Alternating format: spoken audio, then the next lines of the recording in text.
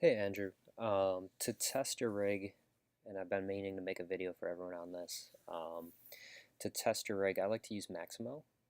You can log in with your Adobe CC account, so it is free for you guys to use while you're here at school or while you have your Adobe account. So let me just kind of run through how to use this and what to check for, and then we can kind of talk about, maybe what changes you'd want to make based on that. So if you click the upload button right here, you can select a character file. So you can either drag or drop it here, which I have your character. So I'm just going to go ahead and drag and drop that right here. And it's going to upload it. And then it has an auto rigger in here. So after it kind of pulls your file in, you can just hit next. It likes a T-pose, but an A-pose works well in here too. So a lot of modelers like to model in A pose, and some riggers as well prefer it that way. I find with a lot of motion capture starts in a T pose, so it has to move it from A to T to target the mocap in there. So it's up to your pipeline to decide that. I've talked to people at Weta and ILM and other companies, and they model in A pose, but they're modelers I talk to, so I don't know if it's retargeted to a T pose from there. I'm just going to hit next, and then we'll drag these icons to where they're requesting. So I'm going to put that one on the chin and this one on the wrists.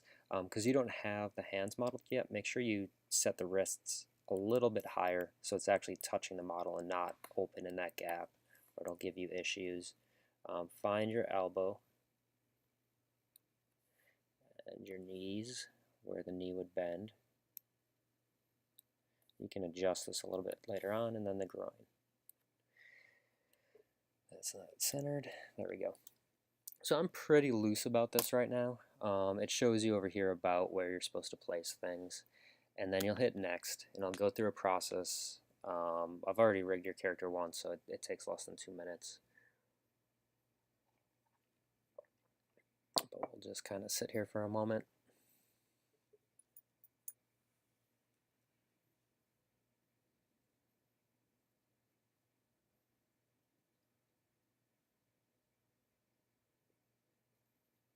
There we go. So everything went smooth. It just bound it. So you can see right here, I'm moving this around with similar controls to Maya. This is the default that it will put on it. So you can kind of look around, but from here, if you hit next, go to view my asset. And I like viewing it in here because what you can do is target different animations to it. So if I go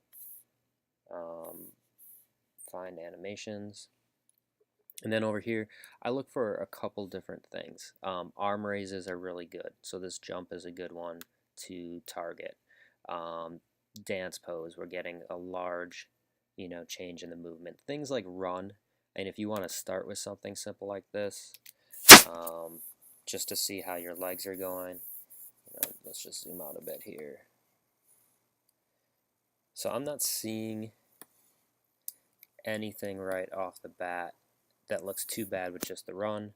Let's go to the dance pose, and what you can look with at the dance pose is look at your extreme areas, and this will give you an indication where either some weighting is going to be needed or you're going to have to re-rig. So your arms are opening up nicely, the shoulders are staying in place, all that stuff looks really nice for an auto rig setup.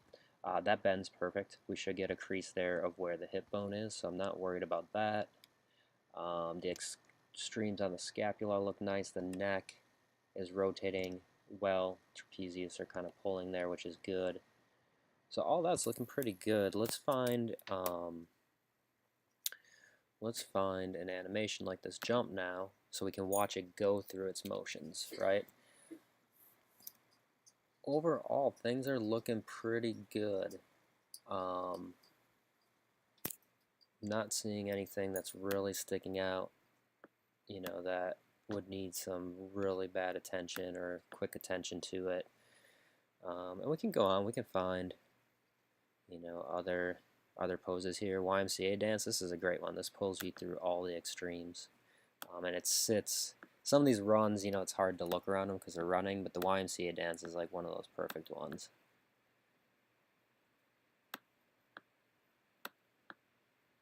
So yeah, overall, I could maybe adjust where the groin is because the hips are a little low, but again, this is an auto rig.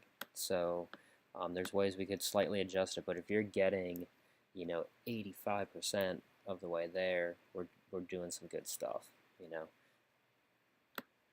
So I would say use this in the future, and actually I'll probably make a video for everyone today using one of my characters, or I'll find a character to use just so everyone can start using this.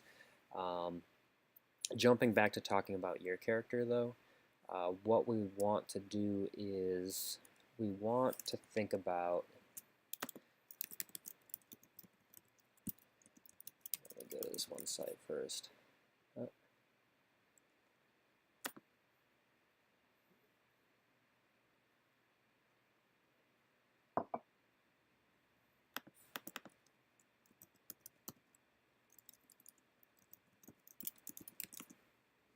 There we go. So this site right here, it's Hippydrome, HIPPYDROME.com. This is a Pixar modeler, character modeler / rigger, and he goes through some articulation theory. So this will kind of help you. The main thing these days that you really want to think about is nice even parameterization. That means keeping those quads the same size and evenly distributed. And then what you're also trying to do is really keep the flow going with how things are going to bend. So if you look at his arms, everything's flowing nice with the arms. He has these regions for his loops that allow things to kind of stretch and go up. So you can check out this site if you want to kind of look at a sample of what Pixar and Disney would do. Now if we're doing muscle systems, a lot of times we won't put in some of these edge loops because there's going to be muscles underneath, and we just want the skin to move just fluidly over that surface. Okay, so you're absolutely right. There's multiple ways that you can tackle this, and really, if you can just show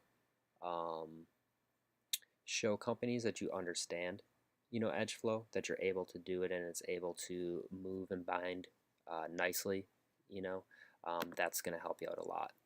So, like I said, I'd just rig up, bring your character in here, try to find, more standing ones like this where they're easy to kind of see, but run it through the paces and see if you see anything that looks funny. If you don't, you're probably doing a good job with your looping structure, and then it would go back to saying, hey, do I have even parameterization? Could I add a few additional faces here to help with that? Because additional faces will help with weighting. The more faces you have, the more control you have over your fall off in that weighting structure. So you don't want to go overboard, but a lot of AAA like high-end games, like looking at like Call of Duty, Battlefield 1, Uncharted 4, those characters will have about 60,000 triangles, so about 30,000 quads. So I find sometimes even when we're doing film characters, students tend to start out very low res when they could go a little bit higher with it. So I hope this video was helpful. Let me know if you have any other questions, but other than you could even out the parameterization or how your polygons are distributed, everything else is looking pretty decent so far. So I'm just going to let you keep on that research journey and just hit me up if you have a couple more questions.